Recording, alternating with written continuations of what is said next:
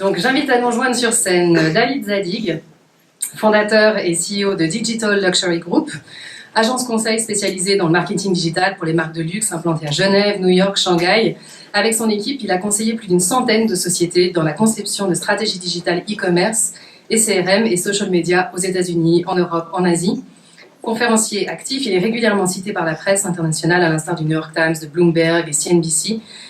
DLG est également à l'origine du World Watch Report, l'étude de référence du marché horloger. On est très heureux de l'accueillir. Merci de l'accueillir chaleureusement, David Zadig. J'accueille également Florent Bondou, qui est Global Head of Digital chez Nestlé Healthcare, donc une filiale Nestlé Health Science, une filiale de Nestlé Healthcare en propriété exclusive de Nestlé. Florent conduit la présence numérique globale de l'entreprise, le commerce électronique, la stratégie de cybersanté. Avant de rejoindre Nestlé, Florent a accumulé 10 ans d'expérience au sein de start-up et d'agences digitales et chez Résonance, donc on est aussi très heureux de l'accueillir. Merci. Vous pouvez l'accueillir chaleureusement. David Labouré, qui est spécialiste et formateur en médias sociaux et stratégie digitale chez Digital Life. Après 17 ans d'expérience dans le digital et de belles aventures à la BCV et à la RTS, il devient formateur et consultant indépendant en médias sociaux et stratégie digitale. Il s'est spécialisé dans les médias sociaux depuis plus de 7 ans et a repris depuis 2014 la codirection de la formation spécialiste en médias sociaux du SAVI. Il enseigne à l'ESM et en entreprise depuis 2016 et co-dirige la nouvelle formation SAVI de spécialiste en stratégie digitale. C'est grâce à lui que j'ai rencontré Darius Rogemin il y a 2 ans en gagnant un concours sur Twitter. Merci de l'accueillir chaleureusement. Et les intervenants donc, que nous avons déjà accueillis, Geneviève Petit, la fondatrice donc, de Petit Web, et puis Oscar Recouso. Voilà. Et je passe la parole à Geneviève Morand, la fondatrice de Résonance, qui va animer cette table ronde. Et après, on passera aux questions-réponses avec le public. Merci. Bonjour, c'est un plaisir d'ouvrir cette table ronde. C'est vrai que, si Geneviève se décrit comme mamie du digital marketing, moi je suis la grand-mère ou la super mamie des réseaux sociaux, parce que je réfléchissais en l'écoutant. Le premier papier que j'ai écrit sur les réseaux, c'était il y a 31 ans. Voilà. Merci à tous d'être là, au public. C'est vraiment maintenant, ça va être interactif. Il y a aussi penser aux questions que vous voulez poser. Mais c'est vrai que ce digital, on sait que ça va basculer, on sait depuis longtemps, etc. Mais maintenant, on voit les commerçants qui sont désespérés, qui n'ont plus personne. Les gens viennent juste pour prendre, pour essayer, puis après ils commandent sur Internet. Donc, qu'est-ce que c'est le marketing digital aujourd'hui et qu'est-ce que ce sera demain? C'est un peu la question qu'on a envie de poser à tous les intervenants. Alors, je pense que David va commencer. Oui, voilà. Florent va commencer. Il y a assez de micros, il y en a encore un là. Donc aujourd'hui et demain, bonjour tout le monde. C'est un plaisir d'être là, un petit peu quand même dans la maison. Donc, avec pas mal d'amis et de gens familiers. Donc voilà, je suis très content d'être là. Merci pour l'invitation encore, Geneviève et Claire. C'est une vague question, je pense qu'on pourrait en parler pendant longtemps et puis se perdre à droite, à gauche, au centre, au milieu, etc. Je pense que fondamentalement, on est en train d'entrer dans un monde où en fait le digital c'est simplement un canal parmi d'autres et la réflexion que je pense qu'on voit venir et qui est centrale dans les organisations, je pense, qui sont déjà performantes aujourd'hui, celles qui le seront encore plus demain, c'est cette dimension omnicanal, donc vraiment cette capacité à comprendre la réalité du client au travers des différents points de contact qu'on a avec lui et des différentes occasions d'influence directe ou indirecte qu'on peut avoir pour engager avec lui. Et voilà, donc le digital est souvent l'endroit par lequel cette dimension omnicanal est forcée, parce que cette vision est rendue possible par les technologies. On ne va pas ouvrir le débat technologique sur comment, pourquoi, combien ça coûte, mais voilà, aujourd'hui savoir collecter de la donnée sur les prospects et les clients, la segmenter, en faire sens au travers des différentes opportunités et tactiques qui sont disponibles, permet in fine aussi de pouvoir, je pense, et c'est une autre évolution, je pense, assez importante, et c'est là que le digital marketing tend, cette dimension de personnalisation. Donc oui, être relevant en tant que marque aux différents points de contact. Il y a différentes études qui montrent par exemple que entre l'intérêt qui est suscité et puis l'achat, Il peut y avoir une centaine de points de contact dans certaines industries, je pense au luxe notamment. Il peut y avoir des fenêtres qui durent entre 3 mois et 3 ans. Donc c'est quelque chose d'assez complexe. Et faire la différence aujourd'hui, c'est cette dimension de comprendre cette diversité des canaux et de comment faire du sens. Donc finalement, oui, omnicanal, et in fine, qu'est-ce que ça veut dire être omnicanal? C'est-à-dire voilà, être relevant au bon point, etc. Et c'est ce qu'on appelle la personnalisation. Et je pense que ça, c'est aussi quelque chose qui est assez important. On peut identifier quelqu'un et puis croiser ses données avec où il se trouve, d'où il vient, qu'est-ce qu'il était en train de faire et qu'est-ce qu'il cherche à faire. On peut amener une valeur ajoutée immédiate en tant qu'organisation à cette personne. Et tout ça est, je pense, en train de changer aussi la manière dont le marketing et penser les organisations se composent, etc. Et je pense que le dernier point là où le digital est aussi, c'est le lien avec l'innovation et la dimension service. Alors c'est pas nouveau, mais je pense qu'il ne faut pas uniquement penser marketing comme levier d'acquisition. Je pense qu'on doit d'abord le voir comme un levier d'acquisition, d'autorité. Tout ce qu'on a vu avant fait du sens. Les classiques ne meurent pas. Donc le bon vieux search, ça doit quand même rester une priorité numéro 1. Le bon vieux site web, être mobile, être accessible, etc. Néanmoins, si on s'intéresse vraiment aujourd'hui à ce qui peut faire la différence, c'est souvent les éléments de réponse sont des éléments liés à des opportunités plutôt intangibles, d'offrir un service lié au produit.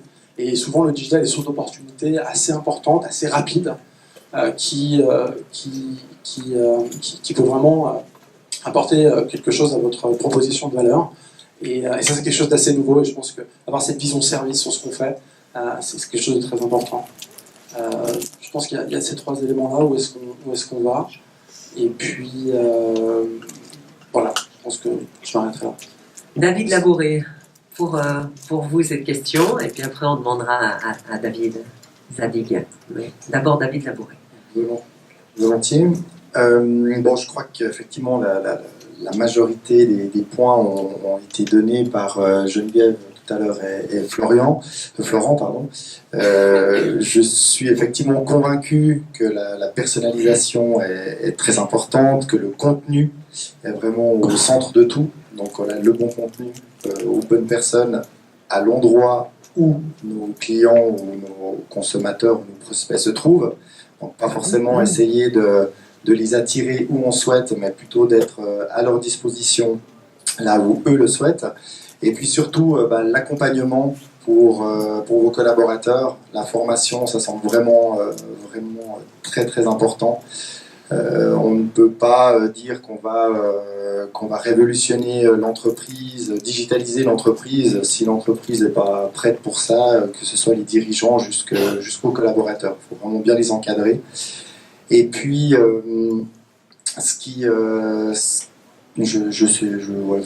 David, j'ai une question plus précise pour toi. Oui. J'ai une question plus précise pour toi, parce que David a été un de mes premiers étudiants quand on a lancé la première formation en Europe sur justement le community manager. C'était au SAVI, et puis il a repris la direction de ce cours. Alors, qu'est-ce qui a changé concrètement depuis la première édition que tu as suivie, qu'on avait conçue en 2009? C'était un vieux rêve déjà que j'avais, mais c'était encore trop tôt à l'époque, etc. On était un peu tôt, maintenant c'est le grand boom.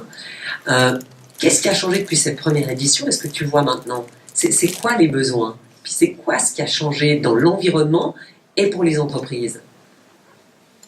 Je pense que la principale évolution, c'est en fait les profils des participants à cette formation-là. Donc on se retrouve avec beaucoup de responsables marketing, communication qui ne veulent pas faire des médias sociaux leur travail de tous les jours, donc ils ne veulent pas devenir social media manager, community manager, j'en passe. Ils veulent vraiment comprendre ce domaine, comprendre comment cela fonctionne, comment les gens les utilisent et comment surtout être capable de les utiliser intelligemment pour leurs propres clients, et également de pouvoir comprendre ce que leur agence leur propose de faire, de pouvoir aussi évaluer la pertinence des concepts. Et puis voilà, on a intégré beaucoup aussi de workshops pratiques. On parlait tout à l'heure de création justement de contenu, d'être capable de faire de la vidéo avec un smartphone. Ça c'est quelque chose qu'on met en avant.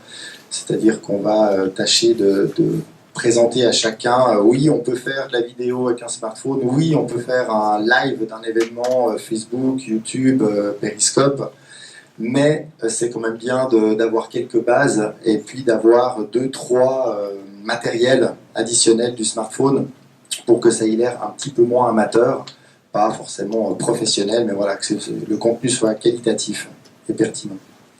Merci beaucoup. Et David Zadig, vous discutez avec des grands groupes qui ont des stratégies monde. Et à ce niveau-là, quels sont les enjeux?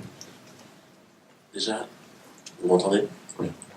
Bonjour à tous. Déjà, merci. Parle bien dans le micro. Je parle bien dans le micro. Très content d'être ici, très brièvement. Florent l'a mentionné, mais merci Claire, merci Geneviève pour l'invitation. Spéciale émotion d'être là aujourd'hui parce que la première fois que je suis venu parler à une conférence, j'avais 20 ou 22 ans, il y a une quinzaine d'années, c'était un First Tuesday. J'ai créé ma boîte suite à un rendez-vous du tout numérique que Geneviève a organisé en 98. Donc je suis très content d'être là. Sur la question de qu'est-ce qui est en train de changer, je vais y répondre. Mon sentiment, c'est qu'en fait, au niveau innovation, j'ai fait un calcul rapide juste avant d'arriver, on avait une chance sur 4000. Là, nous, ici, on avait une chance sur 4000 de tomber sur la période de 50 ans qu'on a connue maintenant, si on prend les débuts d'Homo sapiens. Une chance sur 4000 de tomber sur le moment où, au niveau innovation, on a eu le nombre d'innovations les plus radicales et les plus importantes en mesure de pouvoir bouleverser ou radicalement changer l'histoire de l'humanité.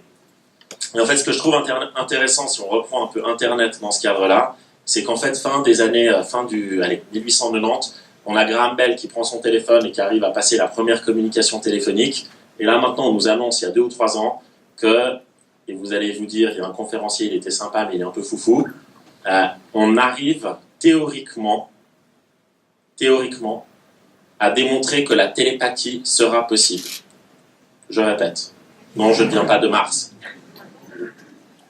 La télépathie sera possible. On a des gens aujourd'hui qui sont tétraplégiques, qui ne peuvent pas bouger, qui arrivent à éteindre et allumer la lumière par la pensée. C'est encore le tout début, mais tout ce qu'on est en train de voir sur le réseau Internet au niveau des connexions, marketing digital, etc., si c'était un bébé, il ne serait pas encore né. C'est un embryon. Donc, moi, ça fait 20 ans que je fais ça, je pensais avoir à peu près compris, et en fait, j'ai compris que j'ai rien compris. En gros, ce que j'ai compris, c'est que ça bouge très vite, c'est que les seuls freins, c'est des freins, bien sûr, il y a la technologie ou la science, mais le téléphone portable, il existait depuis les années 70. Donc, c'est des freins industriels, c'est des freins au niveau de la société, c'est des freins sociétaux, c'est des freins éventuellement culturels dans un certain nombre de cas, mais tout est en train de bouger à une vitesse folle. Alors maintenant, pour répondre à ta question dans ce contexte, Geneviève, qu'est-ce que ça veut dire pour les entreprises ? Je pense que ça veut dire plusieurs choses. Quelqu'un a dit la Suisse est en retard, c'est vrai. Sur un certain nombre de sujets, on est en retard, un petit peu en retard. Le e-commerce, c'est pas notre fort.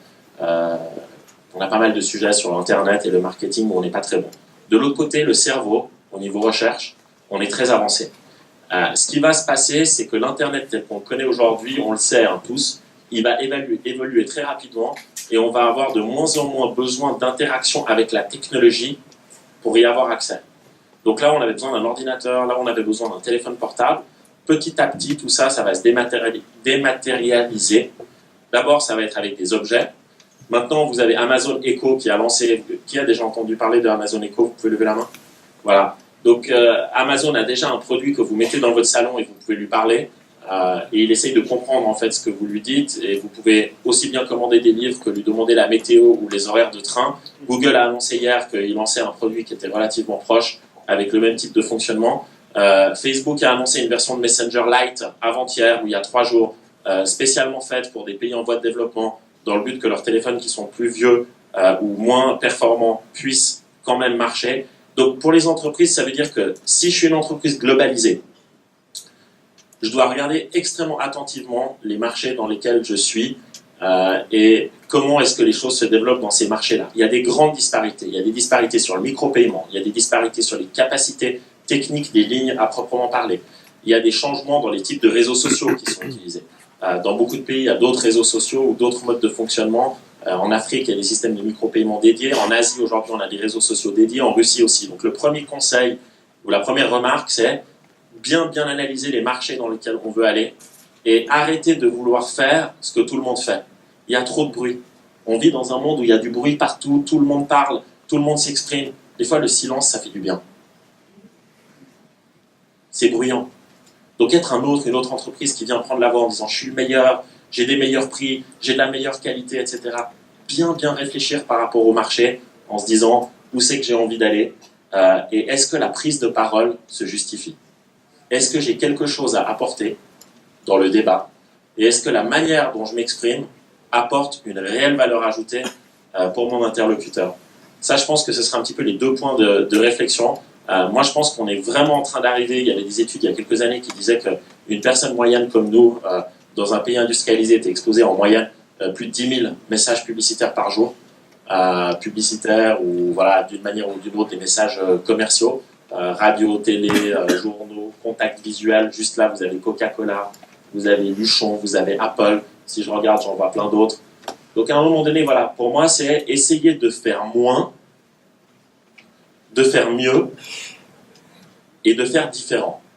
En gardant en tête que de toute façon, il faut essayer, parce que c'est en essayant qu'on apprend et que ça bouge tellement vite que le premier facteur clé de succès, et ce sera la fin, c'est en fait d'apprendre à explorer, à essayer, à tester. Donc, c'est un peu comme un enfant qui apprend à marcher. Il faut qu'il tombe plusieurs fois avant d'y arriver. Je pense que l'innovation Internet et le marketing digital, c'est un peu la même chose. Merci beaucoup. En introduction, Claire vous a parlé du nouveau projet de la Fondation Muse pour la créativité entrepreneuriale. J'aimerais juste rebondir parce que ça va justement dans cette direction. Une des entreprises très prometteuses de la Silicon Valley travaille en fait sur un programme qui vous permet, en fait, la technologie n'est plus le problème. Votre site internet évolue et se met à jour technologiquement, automatiquement. C'est vraiment une des entreprises les plus chaudes. Alors, nous, à partir de ça, on s'est dit, mais qu'est-ce qu'on peut apporter comme valeur ajoutée ? Le nouveau programme de la Fondation, on a de nouveau une dizaine d'années d'avance là-dessus. On va porter sur comment on peut raconter l'histoire, mais pas le storytelling de, bon, je vais à une conférence résonance, comment je vais articuler mon discours. C'est comment l'entreprise va elle-même avoir sa propre voix. Donc, de même qu'elle a automatiquement son site internet qui se crée, elle va avoir sa voix qui va se créer. Et c'est un projet absolument incroyable. On travaille avec les meilleurs spécialistes là-dessus. Et c'est un projet, on vous en tiendra informé. Parce que je pense là vraiment, on tient des pistes pour le futur, quoi. Parce que c'est plus l'innovation, on baigne dedans, tout bouge tout le temps. Et c'est comment aussi on va la raconter. Et puis des fois, il vaut mieux se taire. Merci pour cette parole de sagesse.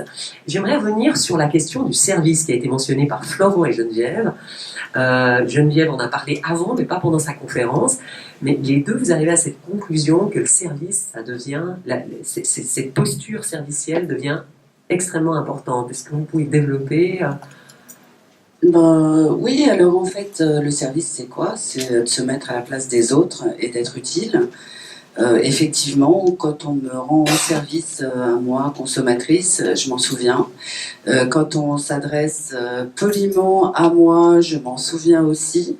Et je suis tout à fait en phase avec tout ce qui s'est dit avant, mais c'est vrai que dans le grand brouhaha, finalement, je pense qu'il faut relire le guide du savoir-vivre de Nadine de Rothschild, savoir bien utiliser la data des gens de manière respectueuse, parce que si vous le faites pas, ça va vous retomber sur le bec de manière très sévère et ça peut être dévastateur, ça peut carrément tuer votre activité et on est vraiment sur ces problématiques-là aujourd'hui. Et donc, pour moi, oui, le service, ça rejoindrait la politesse. Florent ? Je pense que le service, c'est aussi une manière rapide de se différencier lorsqu'on se met à la place de la personne et qu'on identifie. C'est quoi aujourd'hui les points de friction qu'elle a pour régler son problème. Parce que voilà, finalement, le marketing, ça doit être vu comme une solution à un problème. C'est là où l'opportunité naît. Et comprendre en fait dans le détail l'expérience, le parcours. Je vais là, il y a trop d'informations, il n'y en a pas assez. C'est des cas très différents, chaque industrie est différente.